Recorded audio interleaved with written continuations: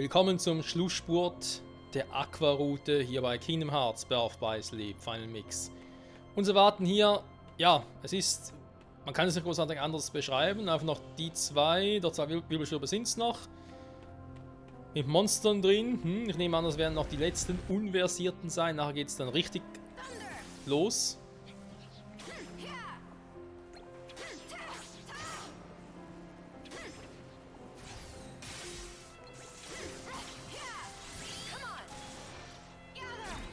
Ich dachte, das wird jetzt die Riesenviecher.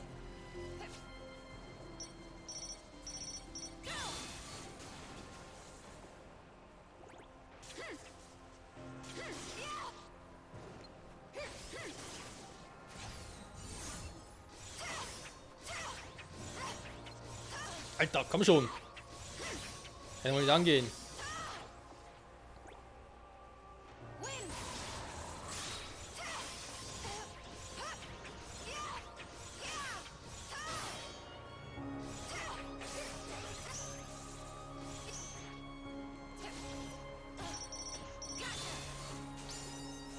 Und Stufe 30.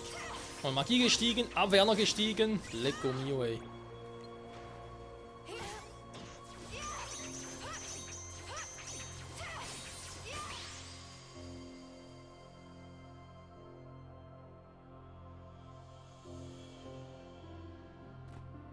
Ja, wenn bei Aqua die Magie steigt, dann macht sie keine halben Sachen mehr. So viel ist klar.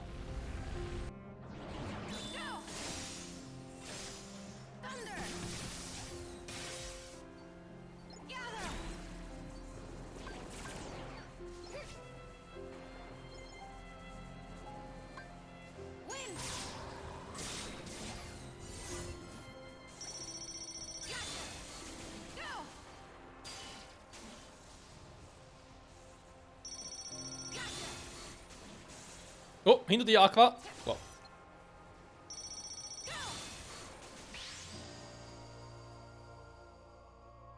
Alter, wie stark die mittlerweile einfach ist. Aber ich wette mit euch, es wird nicht stark genug sein für die Endboss, die uns jetzt erwarten werden.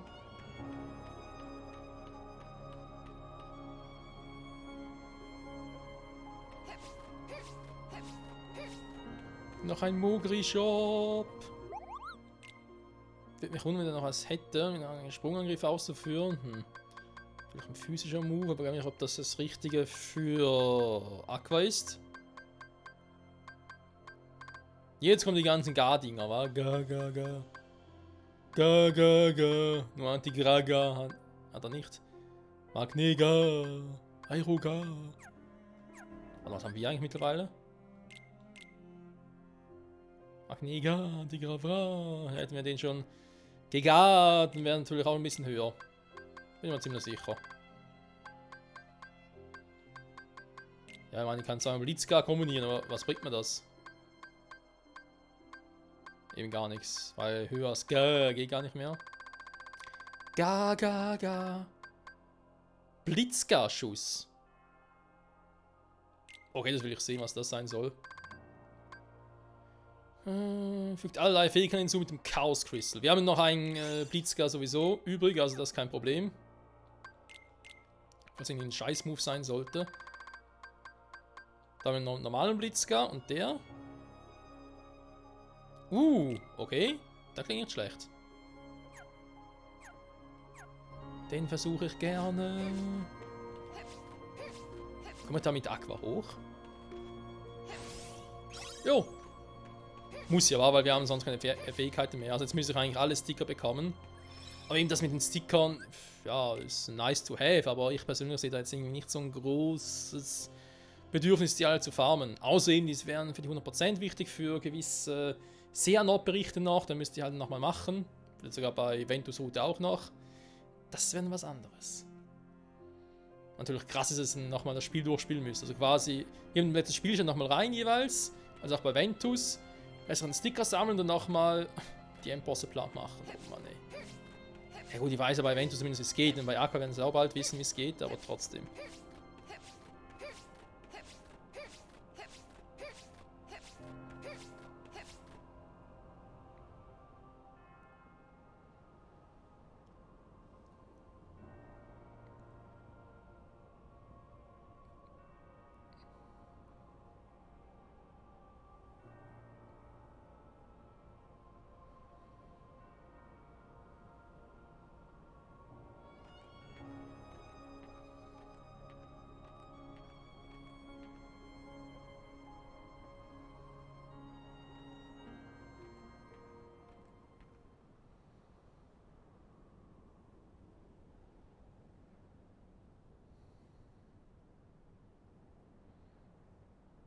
was told the Master was struck down.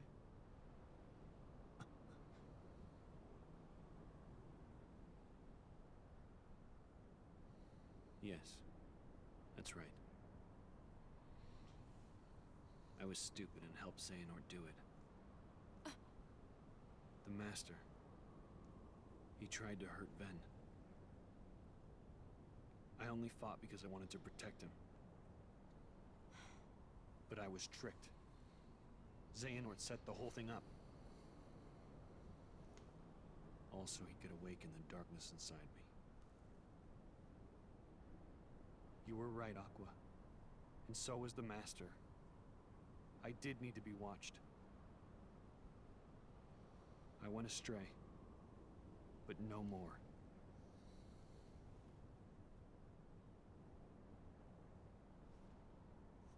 What else is darkness but hate and rage? Xehanort is feeding the dark fires within you, making you fight.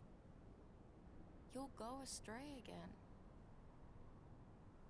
Tell me, how does that honor our Master's memory, Terra?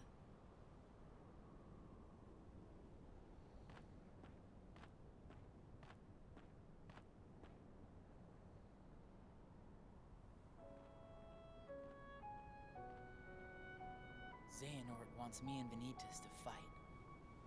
Make some kind of Keyblade. But the Master said we can't let that happen. And he tried to destroy me for it. Keyblade? I still don't know exactly what it is. But it scares me to death. Even just the thought of it. Relax, Ben. We're here, and we're gonna take care of you. I may have to fight Vanitas after all. If I do, guys, I want you to... The three of us can never be torn apart, all right? I'll always find a way.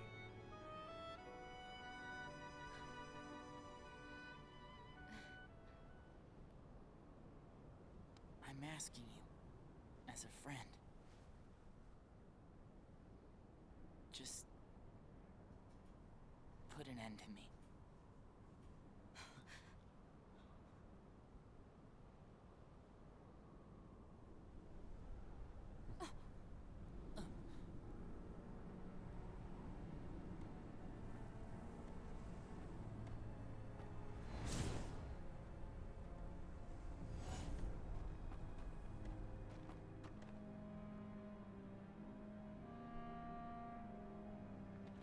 Behold, these lifeless keys used to be full of power, united with the hearts of their masters. On this barren soil, Keyblades of light and darkness were locked in combat. As a great Keyblade war raged, countless Keyblade wielders gave up their lives, all in search of one ultimate key. And it will soon belong to me.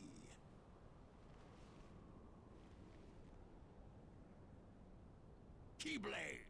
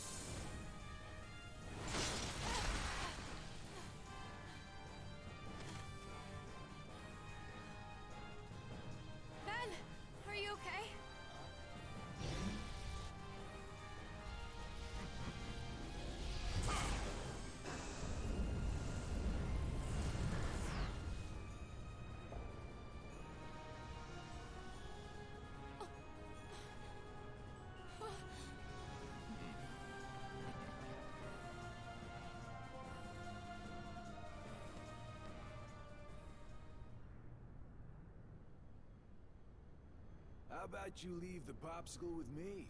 So you can go have your little fight with Terra. You can't be too happy about him deep sixing your master.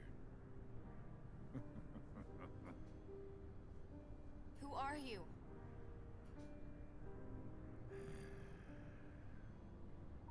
You think you two have got some grand role to play. As if.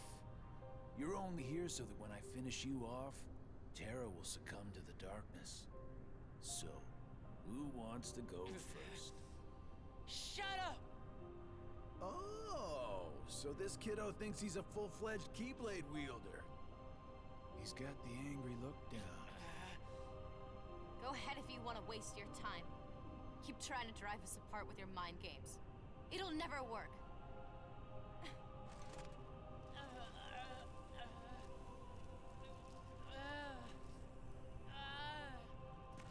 Terra will prove to you he's stronger! Aqua! Stimmt, macht Sinn, dass wir den Kampf jetzt hier machen.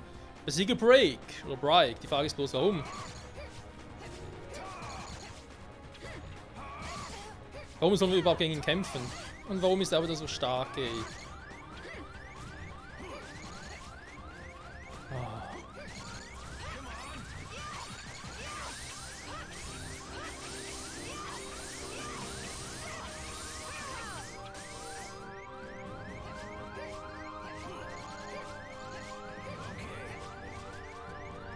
Ist eigentlich ähnlich wie sein Niemand, wa? Nicht Niemand.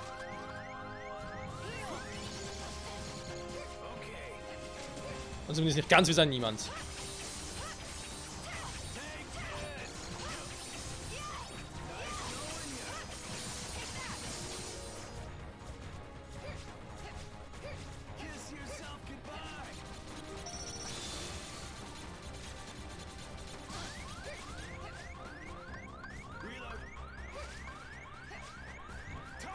Reload.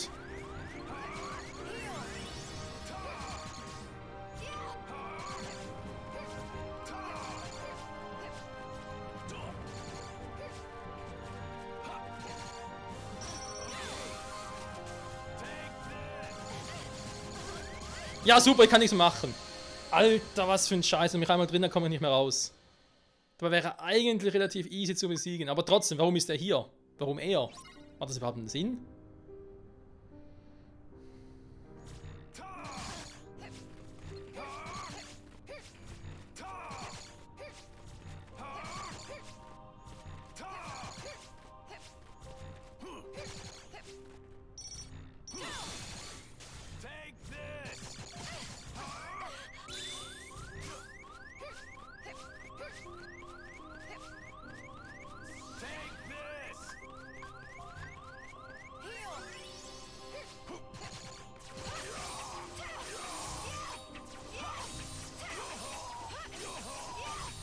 Also insgesamt hat er 4 Leisten, 4 Energieleisten.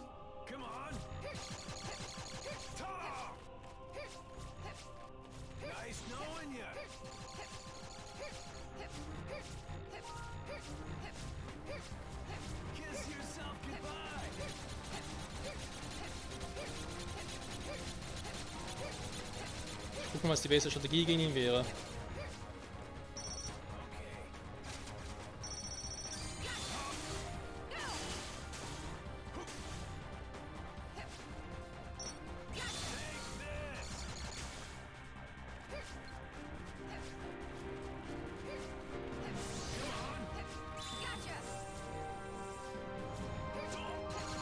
Okay, aber auch bessere Moves oder schnellere Moves vor allem.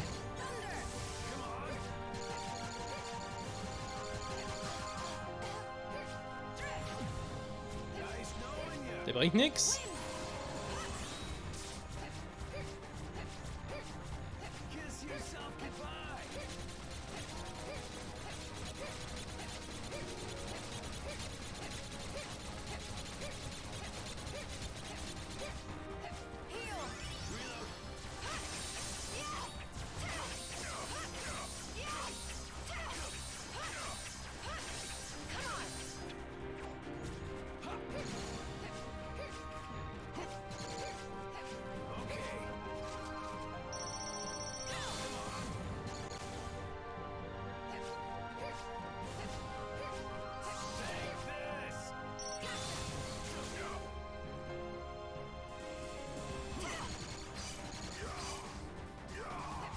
Ah, stimmt, da war ja was.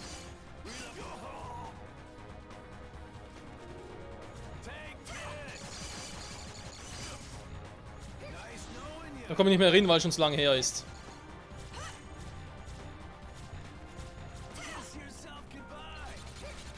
Bei denen geht's aber nicht, wenn ich mich richtig erinnere.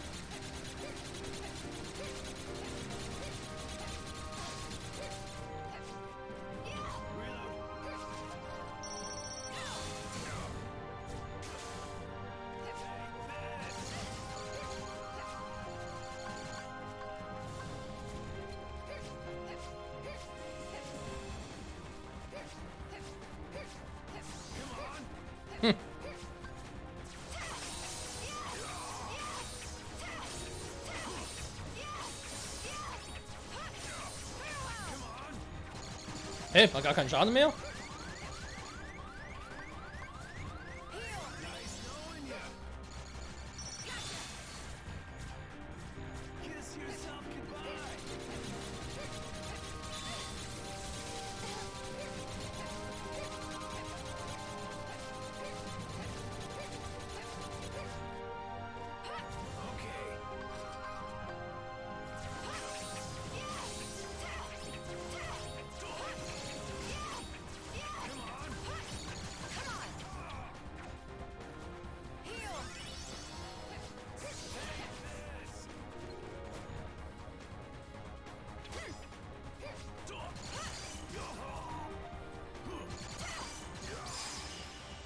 So, machen wir es einfach so.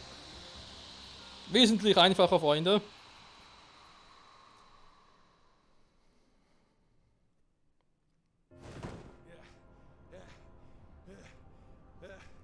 I keep forgetting don't mess with Keyblade wielders.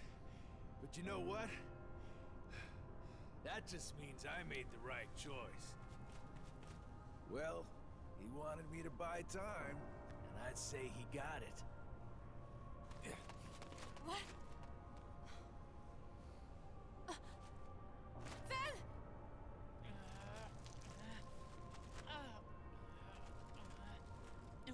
Aqua!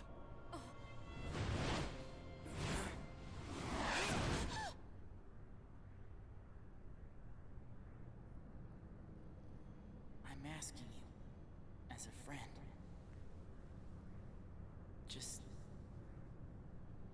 put an end to me. Gosh, I'm glad you're okay.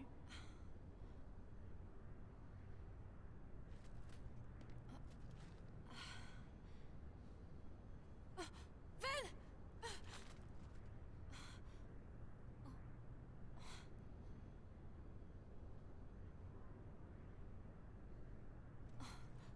Oh, thank goodness. Ven! You're safe! Ven?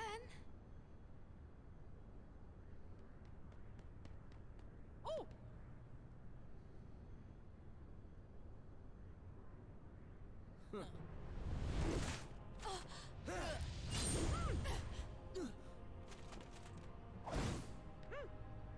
That's not Ben.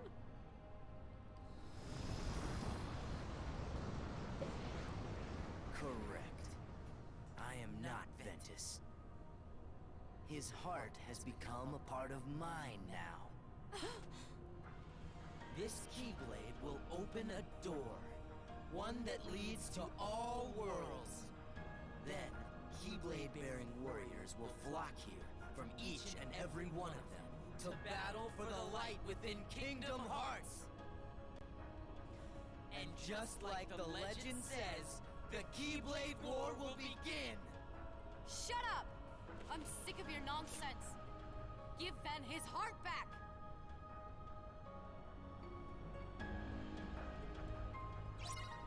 Oh, mit Mickey. Okay, das könnte doch jetzt lustig werden. Ich hoffe, es ist ein bisschen einfacher als der Kampf damals.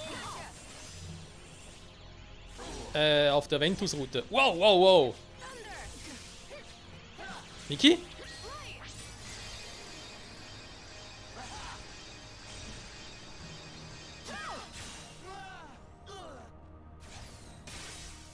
Suffer!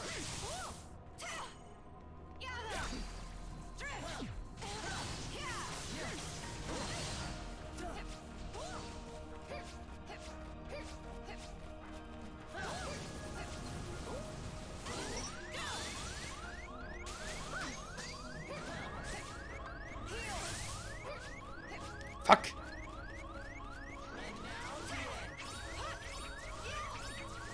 Hä? Wieso klappt das nicht?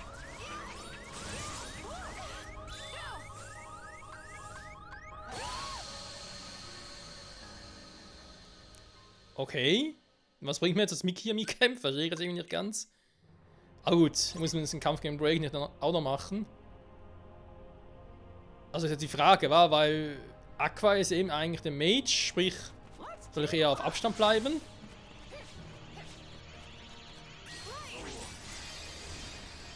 Ich frage jetzt, ob der Move überhaupt viel bringt. Ja doch, also mal zu nahe kommen will schon.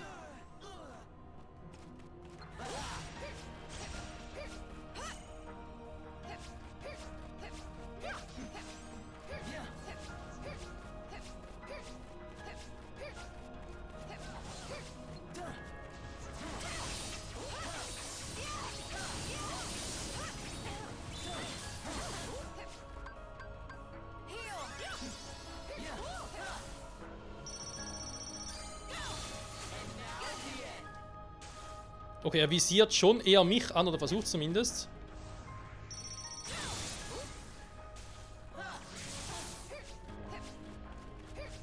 Jetzt die Frage, Miki, was machst du jetzt konkret noch? Too slow. Ja, du mich auch, Kumpel.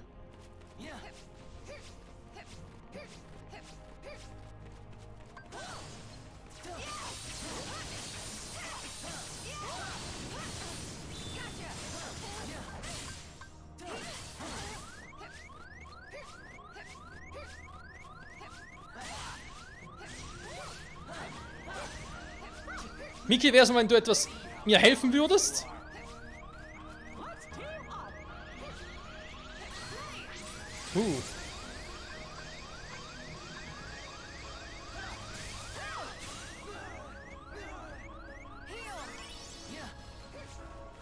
Wow. Der misst schon wieder.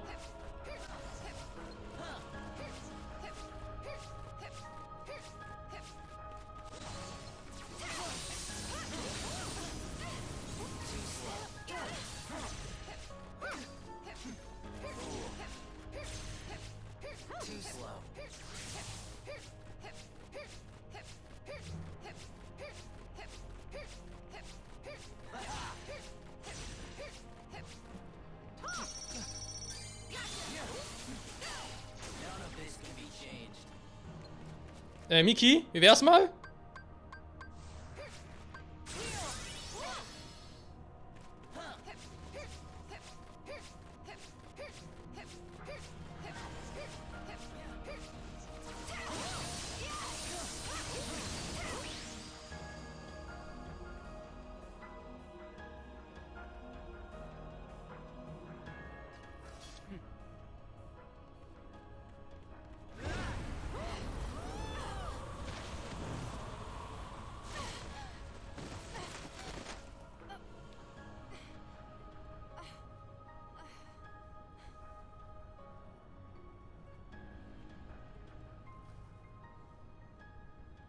What's wrong? Giving up already?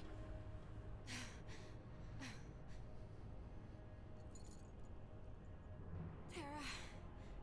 Ven. Lend me strength.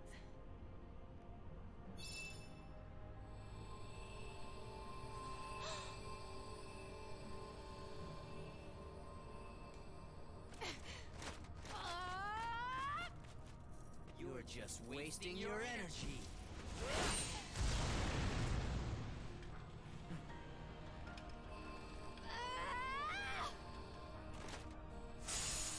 What?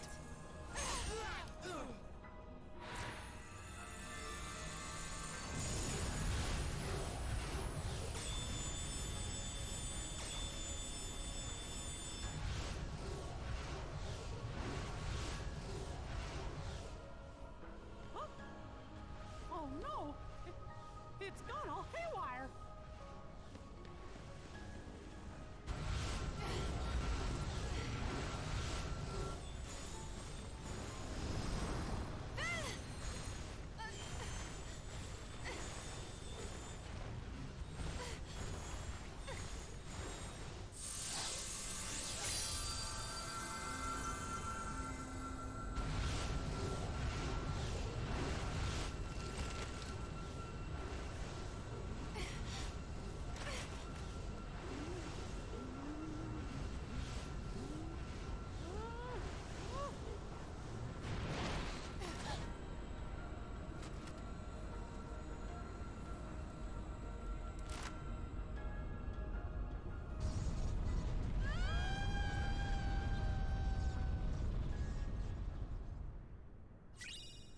Himmel, Arsch und Bohnensalat.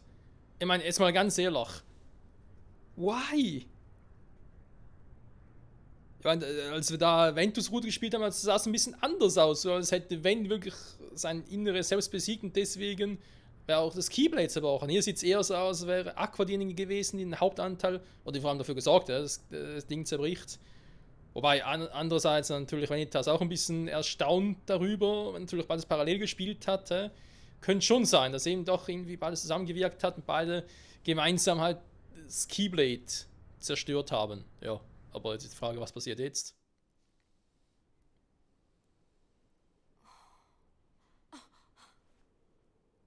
Where am I?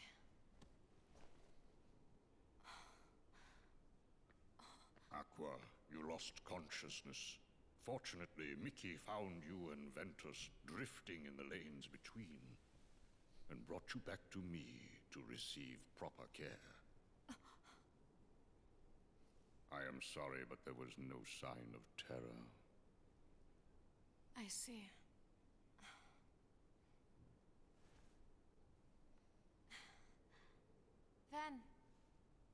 Ventus! The boy's heart is sleeping. When will he wake? I could not say. It is almost as though his heart has left. Should it return, he may very well wake. Should it not, then he may sleep like this for all eternity. No. I'll keep him safe. Until he wakes. Forever if I have to. I will tell you what your friend needs right now. It is not your protection. He needs you to believe. You see, Ventus's heart hangs in the balance. It sleeps in the place between light and darkness. From all I can perceive, that means he will be looking for a friend, one who believes in him, to show him the way home. Just as long as you love him, then Ventus will be able to find you when he wakes. He can follow that love back to where he belongs. The realm of light. Ah. Don't you worry, Aqua. I believe in Ben too. Gosh, he's been as good a friend to me as anybody. And if both you and me believe in him with all our hearts, then he'll have 2 lights to follow instead of 1. 3 lights. Terra. But Terra's gone. Maybe for good. Mm-mm. I think I know how to find him.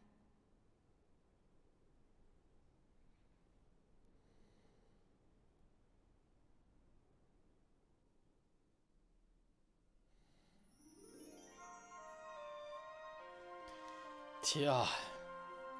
Und wo Terra genau ist und was mit ihm passiert ist, das erfahren wir in der nächsten Folge, Freunde, wenn wir die Terra-Route spielen.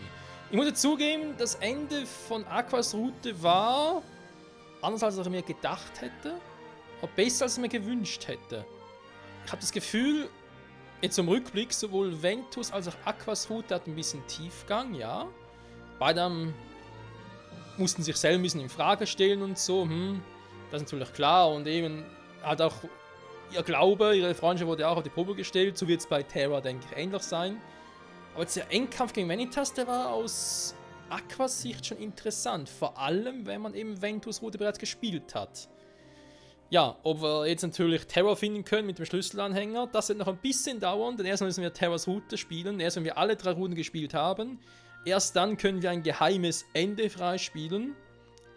Und dort soll sich auch noch einiges offenbaren. Eben was mit Terra passiert ist und was jetzt auch mit Xehanort los ist, weil ja, sowohl nach dem Ende von Ventus Route, als auch jetzt am Ende von Aquas Route und auch in Kingdom Hearts 1 und 2 ist er immer noch unauffindbar.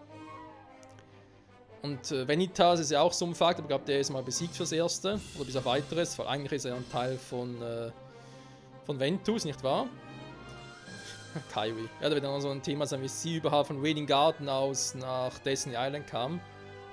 Ja, und generell, das mit Aqua, da ist ja so ein Ding, war. Weil, jetzt mal von dem Standpunkt aus, wir wissen, es spielt alles vor Kingdom Hearts 1. Wir wissen, Aqua hat sowohl Kairi als auch Riku und Sora getroffen. Aqua hat Kairi irgendwas gegeben, also irgendwie ein Licht oder so, ich schätze mal irgendwie eine Kraft, vielleicht sogar die Schlüsselschwertkraft, wie auch immer. Sie hat gemerkt, dass Riku diese Kraft bereits auch so eine ähnliche Kraft bekommen hat, wird etwa von Terror gewesen sein. Und da ist er Sora. Aber wir wissen ja, dass Sora in Kingdom Hearts 1 ja zum Schlüsselschwertträger wurde. Und wir wissen ja auch, dass Vanitas, also wirklich Vanitas selbst, dass der ja aussieht wie Sora. Die Frage ist aber bloß, warum? Und eben vor allem die Beziehung, wenn man sich das Ganze natürlich überlegt, wir haben hier ein schönes Trio mit Terra, Ventus und Aqua. Und so vom Vergleich her wissen wir auch, ja, Ventus ein bisschen so wie Sora, da haben wir ihn schon. Terra ein bisschen so wie Riku, beziehungsweise natürlich umgekehrt. Aqua ähnlich so wie Kairi, schätze ich jetzt mal. Und da ist dann halt, was man sich schon ein bisschen denken kann, was jetzt Meister Jensid auch schon gemeint hat, wegen dem Herz von Ventus. Es befindet sich in der Schwebe, es wird nach einem Freund suchen und so. Und irgendwann wird Ventus wieder erwachen. Aber wo ist dieses Herz aktuell? Ich glaube, wir haben alle schon eine starke Vermutung. Und diejenigen, die natürlich Kingdom Hearts Birth League komplett durchgespielt haben, als auch diejenigen, die bereits Kingdom Hearts 3 gespielt haben, werden es wohl schon wissen. Doch für uns bis jetzt ist es immer noch ein Geheimnis. Und vor allem natürlich auch, wo ist überhaupt Aqua in Kingdom Hearts 1 und 2? Und warum wurde sie niemals erwähnt?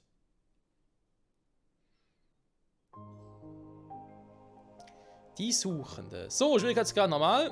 Ganz normal, Speichermenü, Spiel beenden. Verwendet Link mit Ventus, ja, wirklich selten eingesetzt, aber ganz ehrlich. Vor allem zum Schluss war es gar nicht mehr nötig, weil Aquas eigene Magic war einfach so stark. Klar, sowohl Break als auch Vanitas haben viel Schaden gemacht, aber ganz ehrlich, den Schaden, den Aqua gemacht hat, alter Schwede, der war nicht mehr von dieser Welt, ganz ehrlich. So, das jetzt auch geschafft, sehr gut. Durchspieldatei gespeichert, sie kann später wichtig werden, du sollst sie also behalten. Jo, habe ich auch vor, dankeschön. Auf Terrors Route bin ich schon mal sehr gespannt, alleine schon um zu wissen, was über mit Terror jetzt hier passiert ist. So, Trio-Report, Freunde. Man sieht es auch hier schon, wir haben 2 gespielt, insgesamt 48%, das macht aber soweit auch Sinn. Zeitachse. Kann man ganz kurz mal gucken. Landesaufbruch. Ja, Aqua war ein bisschen länger da, das stimmt. Dann war das hier so. Sie war eigentlich direkt nacheinander in diesen 3 Welten. Ventus, wo es ein bisschen länger gedauert, da im Palast der Träume und so. Das war ja das mit Maleficent, das macht auch Sinn, ne? Dass da irgendwie aufeinander getroffen sind, beziehungsweise eben direkt danach. Städte der Geheimnisse oder Schlüsselschwertfriedhof. Hier wird aufeinander getroffen, das stimmt auch. Disney-Stadt, okay, da war Vent zuerst da. Ja, macht Sinn. Marina des Olymps, da war... Ventus war also vorher Marina des Olymps. Aber hier interessant. Dafür war Aqua vorher im tiefen Weltall. Gut, war natürlich insofern Sinn, weil er nachdem Ventus da war, war ja plötzlich Stitch weg. Der ist so, hui. Aber da Warp-Antrieb weg und so. Obwohl wir den Professor, den Doktor dort niemals, also einen Erschaffer quasi, niemals gesehen haben. Hier aber schon. Eines Olymps, okay. Ja gut, macht insofern Sinn, weil eben hier hatten wir zumindest noch den Aspekt, dass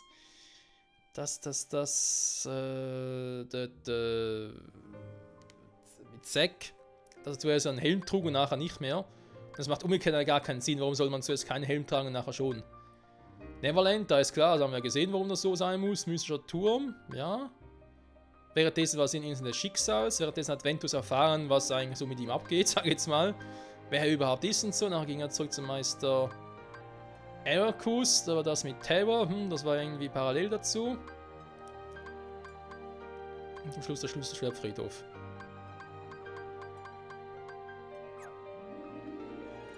Schon cool irgendwie. Da können wir gerne einen Bericht noch ganz kurz angucken, wie wir jetzt bereits haben.